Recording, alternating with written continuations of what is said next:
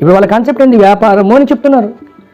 ఈ వ్యాపారము ఇదే కాన్సెప్ట్తో బ్రిటిష్ వాళ్ళు మన భారతదేశం మీదకి వర్తకం అంటే వ్యాపారం అనే దాని మీద మన రాజులను వచ్చి ఆ టైంలో రిక్వెస్ట్తో డచ్ వాళ్ళు అయితేనేమి, బ్రిటిష్ వాళ్ళు అయితేనేమి వ్యాపారం రీతికి వచ్చారు.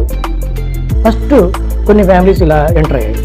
తర్వాత బ్యాచ్లు ఈ విధంగా ఈ మార్వాడీలు ఎలా గుంపులుగా ఎట్లా తరలి వస్తున్నారో ఆ విధంగానే ఆ టైంలో డచ్ వాళ్ళు, బ్రిటిష్ వాళ్ళు తరలి వచ్చారు. తరలి వచ్చి ఇక్కడ వ్యాపారం వచ్చి వాళ్ళు టోటల్గా మన ఇండియానే మొత్తం మన భారతదేశ ప్రజలంతా బానిసలుగా చేసుకొచ్చున్నారు. ఇదే కాన్సెప్ట్ వీళ్ళు వస్తున్నారు అనిపిస్తుంది మనకు.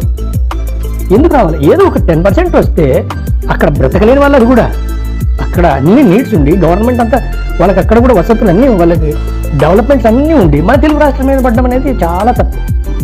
దీనికి మళ్ళీ మన రాజకీయ నాయకులు ఎక్కడ నుంచి వచ్చి ఇట్లా మేమంతా సపోర్ట్ చేస్తాం అనేది పెద్ద తప్పు. అదే ఎట్లా సపోర్ట్ చేస్తారు? ఏం అక్కడ వాళ్ళకి లేవా? వాళ్ళకి అక్కడ మీరేం కల్పించడం లేదా?